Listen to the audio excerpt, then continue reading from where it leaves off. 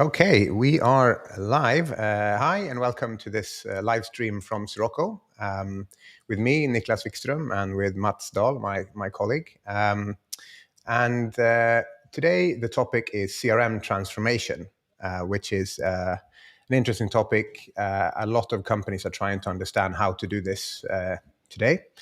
So that's what we will start to talk about today. It's a series where we will dive into a bit more detail in this series. But first, we'll just introduce ourselves. So my name is Niklas Wikström. I look after Sirocco's business in the Middle East. So I'm the managing director of Sirocco here in Dubai.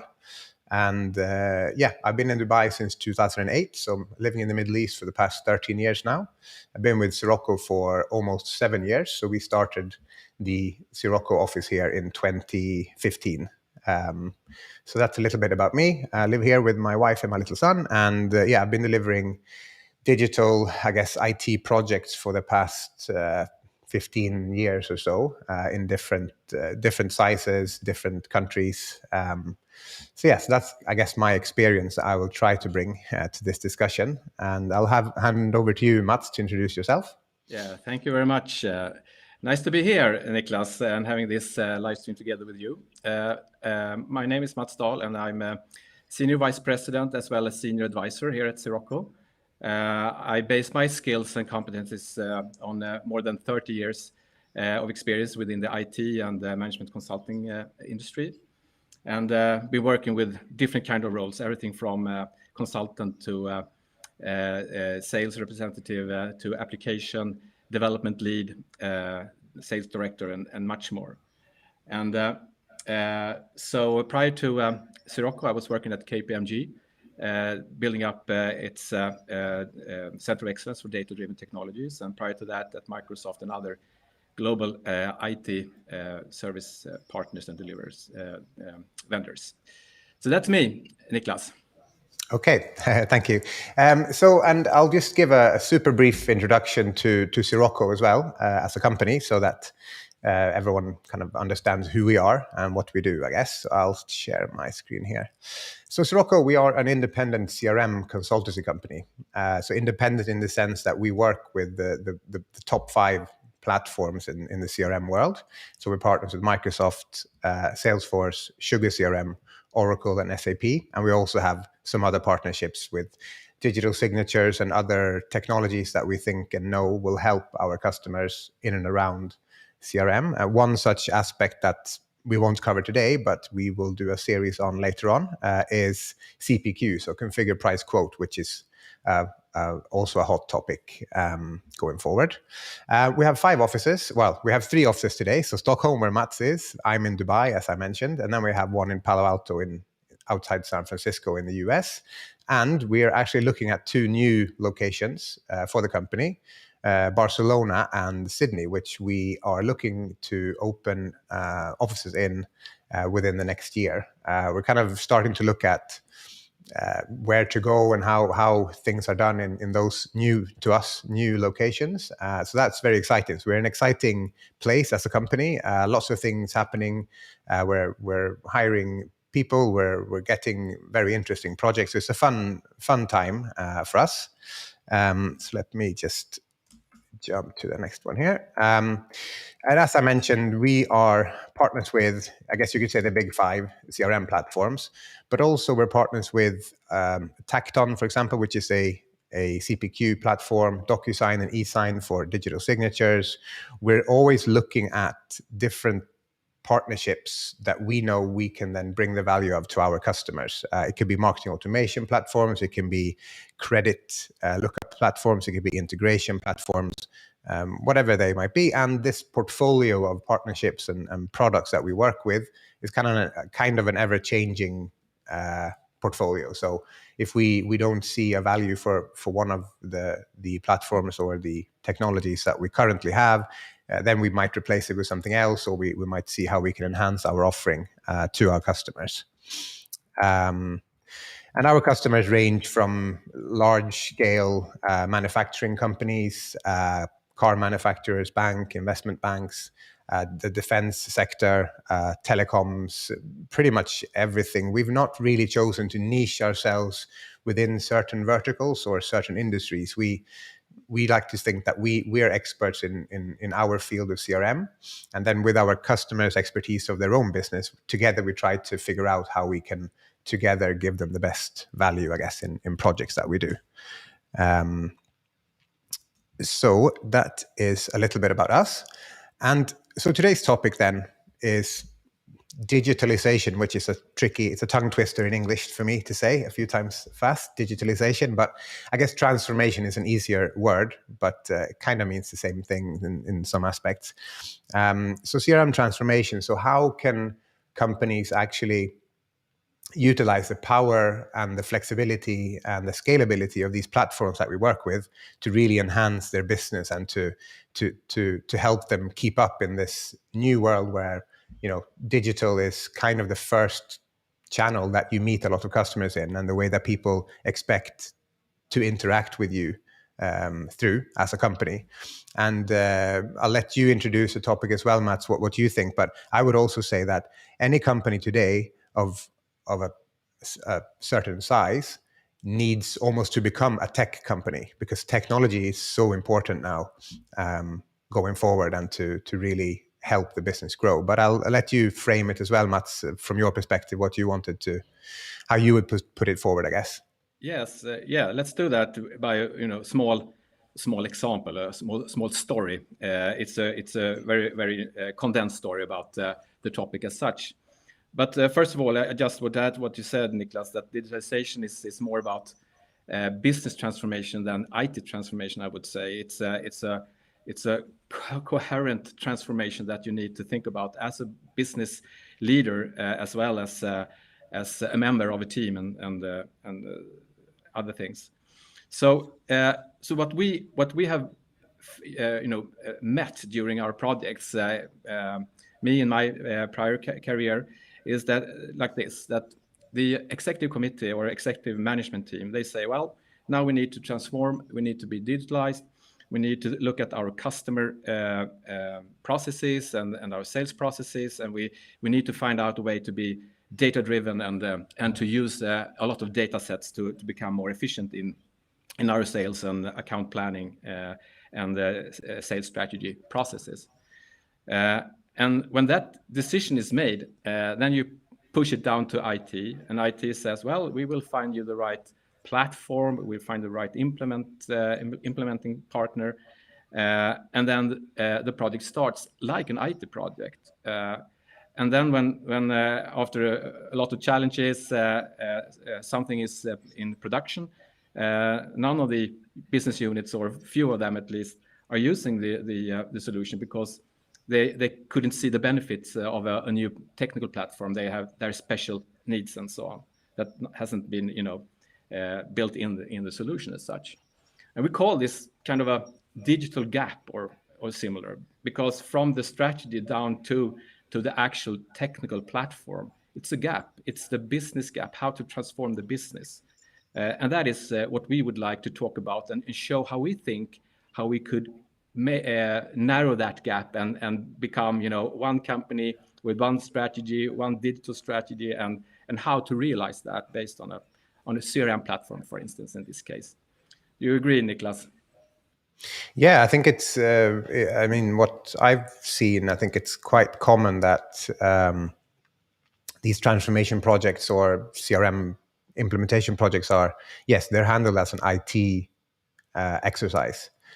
And although, yes, it is technology, but it's not the easy part is going to be the technology. The more challenging part is to actually then look at it from a business point of view, the business values or the changes you want to get from these platforms, because unfortunately, these platforms are great, but they're not magical. They just implementing a tool doesn't mean that your business will change for the better. And I must say that, the platforms we work with, I've come across companies that almost hate and love the same platform. Some people say, oh, we implemented platform A and it was great. It changed my life. Now I'm so happy and everything's working so well.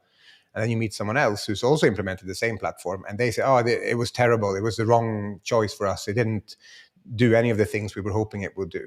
And I think the gap there, like you mentioned, the gap between those two organizations, it's not going to be the platform, because it's the same platform and there's two very different experiences from having implemented it and trying to use it as a business. So the gap is probably maybe also a gap in understanding from a management perspective how this needs to be done, kind of from the ground up in an organization. You can't just tell the organization, hi, now we're going to use platform A and good luck. And then it's not enough to do that. So I think, and I mean, I've seen it in Europe and in the US in projects I've been involved in. Same here in the Middle East. There is a challenge for leadership positions now, because it used to be maybe the CIO and the CTO, or whichever terminology you use, they kind of know how to what challenges maybe implementing and changing a platform like this would bring.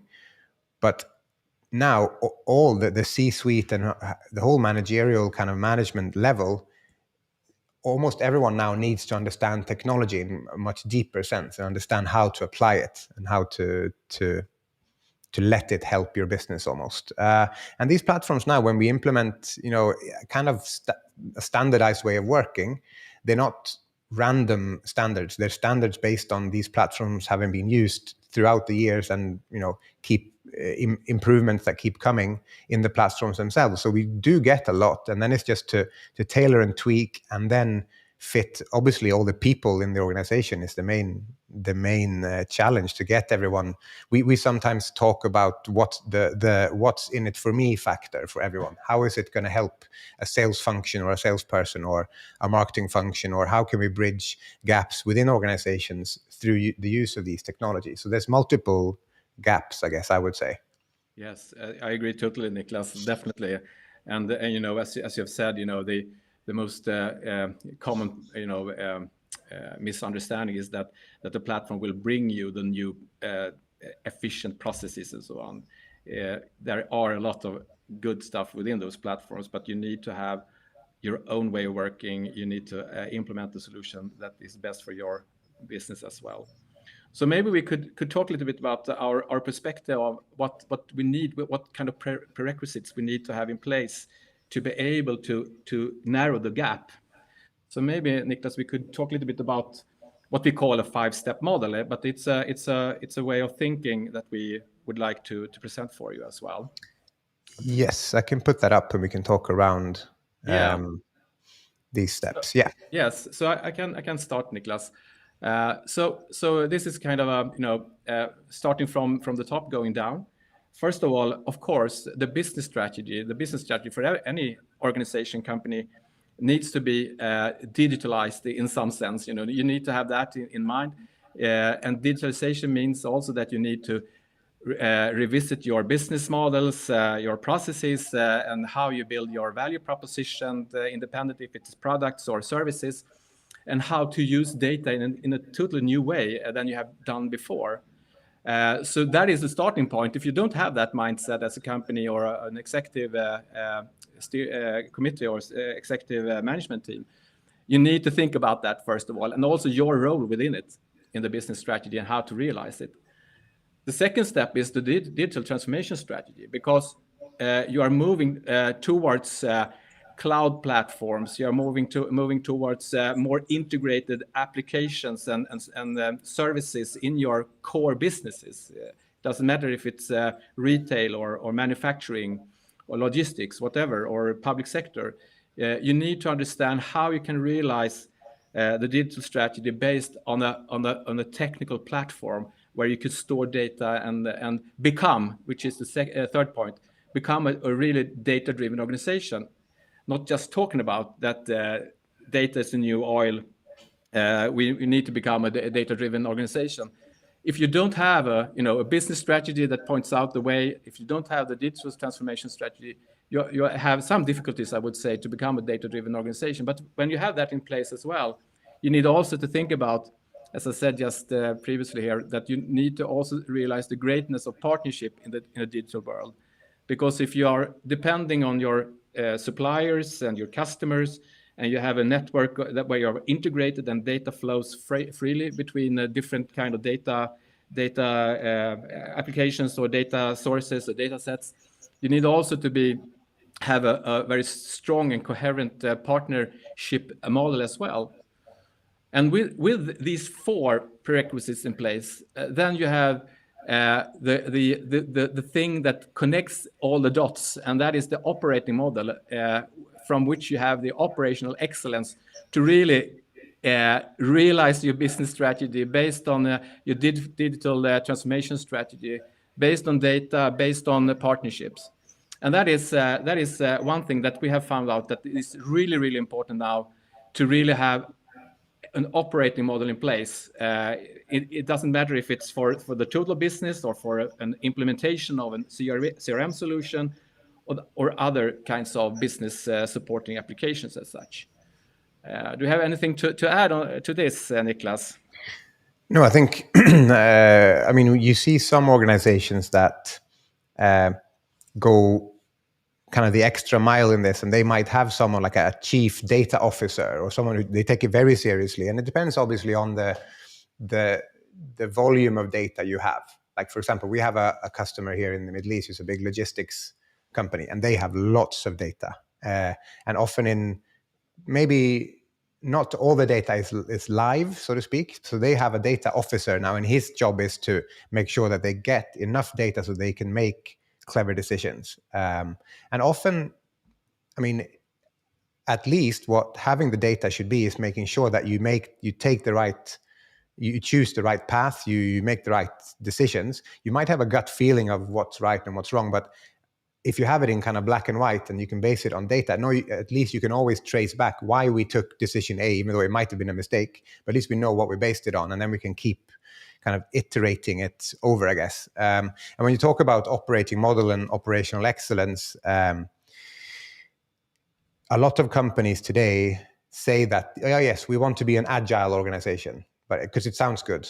But agile is a very powerful, kind of engine to really let drive your business. And I don't necessarily think that every business owner or decision maker really knows how to apply agile. Again, it's almost something that IT does. And IT and developers and technical people, we are all quite used to working with these agile methodologies because we've kind of done it for a bit longer. But it's time for the whole organization now to really, I think, sign up and really do work in a more agile way. And it'd be interesting today to start talking about how that can work in a kind of, a strategic level, but also in a practical sense, and start scratching the surface of what that could mean for a business today.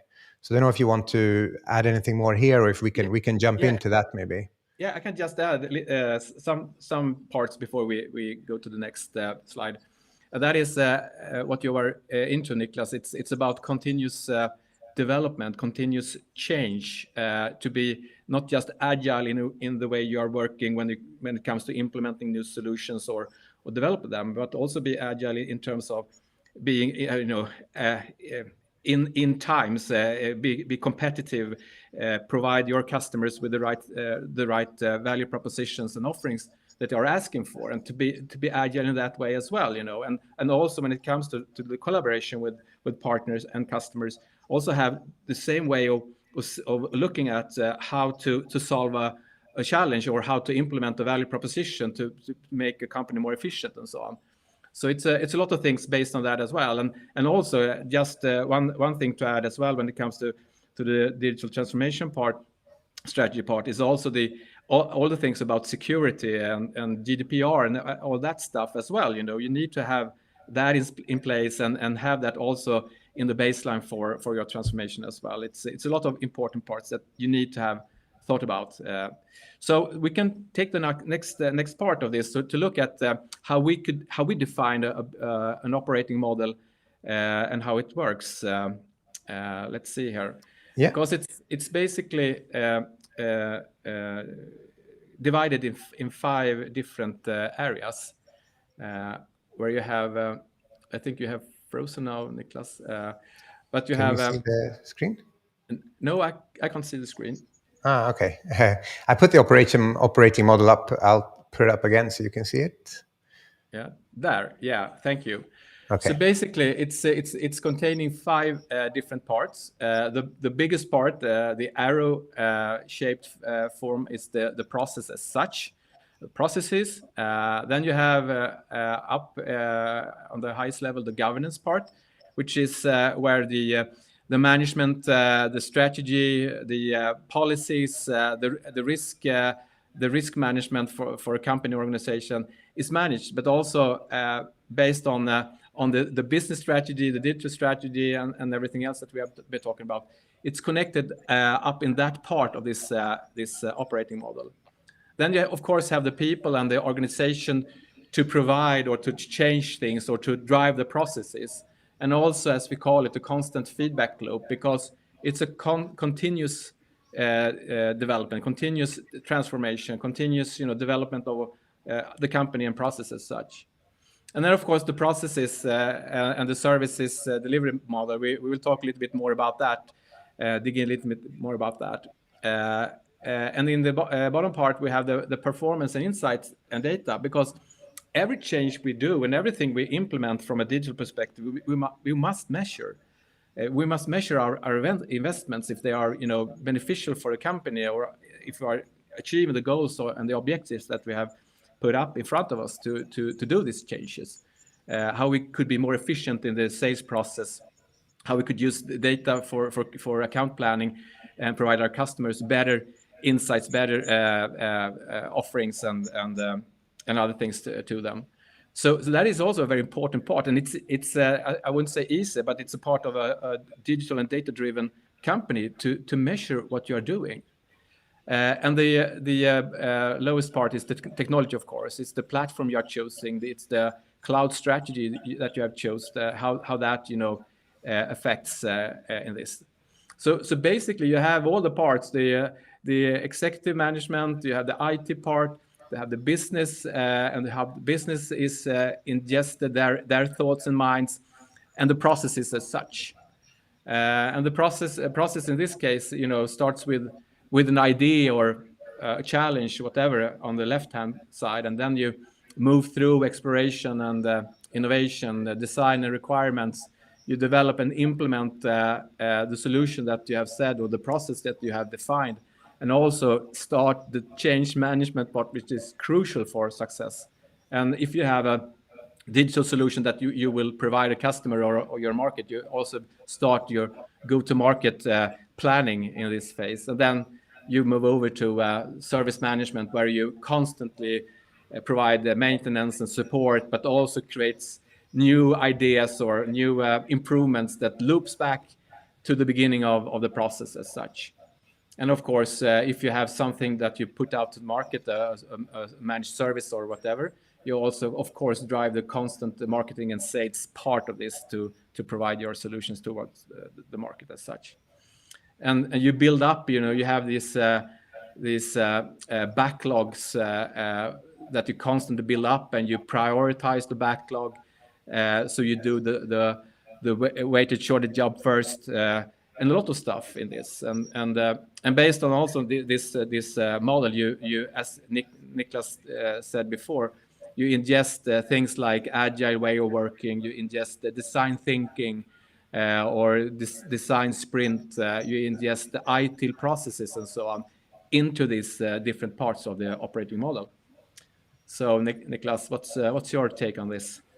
No, I think there's a few things that I like about this picture or this model. I would say the risk and the quite common mistake people do is that you jump to development and implementation kind of too early, too quickly, without actually really exploring what you're trying to do or trying to solve, what the problem statement or the challenges are that you're trying to solve by this initiative, whatever it might be, technical or non-technical. And I think this process is something that you would apply to anything, not just an IT or, so to speak, project or an implementation project as such. It can be anything. It's more a way of working. And one thing I really like is these little key keys on the on the picture between, for example, from exploration or innovation. After that stage, there is a key decision there, so we can say, okay, now the things that we've explored and tried to innovate around, do we take them to the design and requirement stage, or do we have to go back and explore more? Like, do we not think that this is a good enough business case for us to move into the next step? And the same thing after the more detailed design and requirements then of the thing that we're trying to do. Should we go ahead and move into development and implementation? And maybe the decision is no. Maybe the decision is yes, but in 6 months' time, or in the next quarter, so it's kind of. I think what management teams should take from this is that they should feel empowered, that they are in control of this. It's not just a project you buy and then the project kind of runs away from you, and then you check at the end what you got. It's more, and here can be the challenge for leadership teams, that they need to be more involved within this process, especially in the exploration, innovation, design and requirement stage. That's crucial that we get the key stakeholders in there. And in projects I've been involved in the past, we and I have sometimes kind of taken that role on behalf of internal stakeholders at the customer, on the customer side as well, because they might not be able to be in every iteration or every day, but we make sure that we keep pushing the business values and the improvements that the people who are actually paying for the project are looking for. So we make sure that we tie it back to that business case all the time. So it becomes almost like a translation between an IT project and a change management kind of improvement project. And then, like you said, the change management piece in the third kind of phase, I guess, of this. So when we start with development and implementation, it's so important not to forget about the change management piece, because that's almost going to be more important than implementing just the technology itself, I would say. Yeah, and I think most projects, are not as successful as they could have been if they had a coherent and well thought through change management process as well. So that is very important. And I also, just to add what you said, Niklas,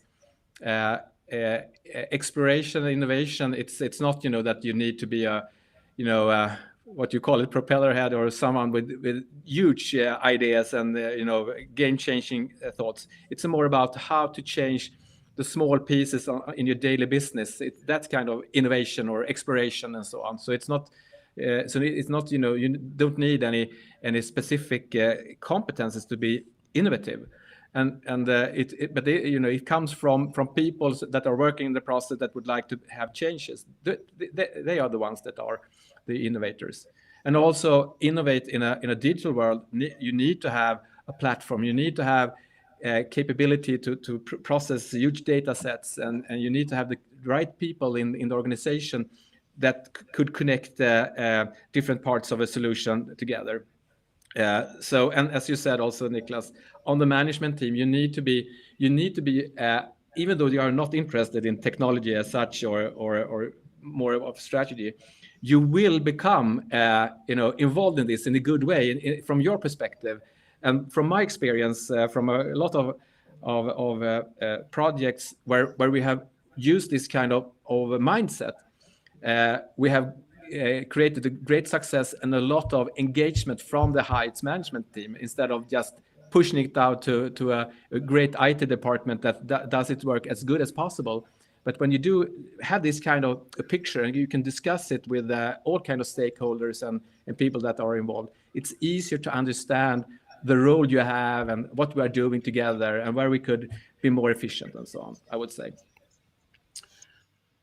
And also just to add concerning the agile part, as I said before, when you use agile methodologies and you have your planned sprints and increments and so on, the work also will be more, you can have a better estimations about what you are going to do and so on. And it's not a project, it's an ongoing process, I would say, constant improvements. What do you say, Niklas?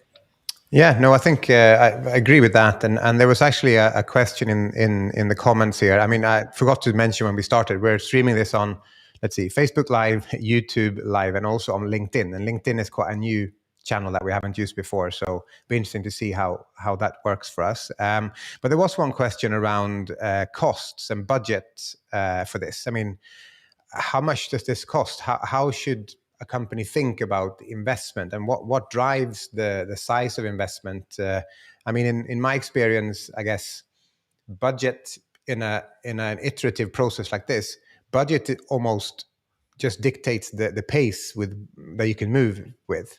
So if you want to do lots of things and you want to do a lot of things in a 6 month time frame, for example, you need more people involved in this process. So that will kind of push the budget up a little bit.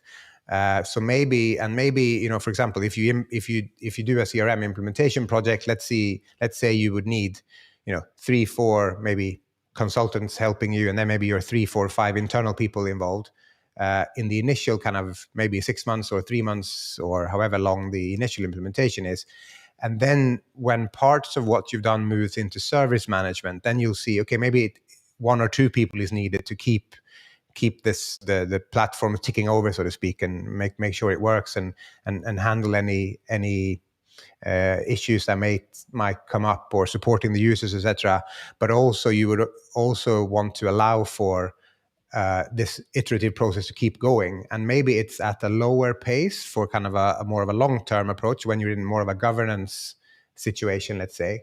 And then maybe every now and then there's more of a project type thing that comes up, a certain thing that we want to solve or we want to do. It's easy to then scale this model up again and say, okay, now again we need to be 7, 8 people to solve this specific task that we now need to try to figure out. And then we innovate around that, we design, we go, and then that we're staying in the same model, but the model is very scalable. And when you look at even larger scalability like that, when you might have multiple teams working, and then that's more, you come into, what flavor of agile do you like the most? If you want to work with SAFe, or you want to work with Scrum or whatever, and then it's more almost dialects of this model and how it's applied. So I really think that companies that adopt an organizational operating model like this, and not necessarily exactly like this, like we've detailed here, but along these lines, they will have a much better grasp on how their investment into this technology and this work, will carry on and will scale over the next, 1 year, 3 year, 5 year. And often when you talk about design thinking and innovation, you want to have kind of a short term, maybe a 1 year time frame, but at the same time work on a 3 year time frame, and maybe also at the same time work on a 5 year. So you kind of need to have parallel processes. But if you apply the same structure around them, I think it's actually going to be a very powerful tool. And then when you have this in place, or when you're starting to do this, because it's not going to be, you're not going to do it once and then you're done, but when you start working like this,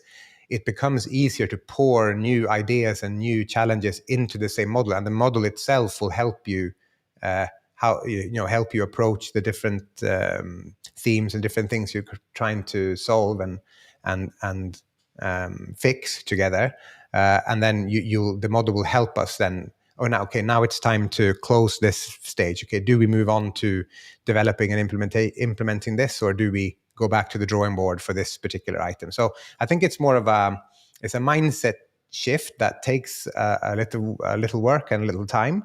And obviously, you're not going to implement all of these things overnight. It's a process in and of itself just to apply this, I would say.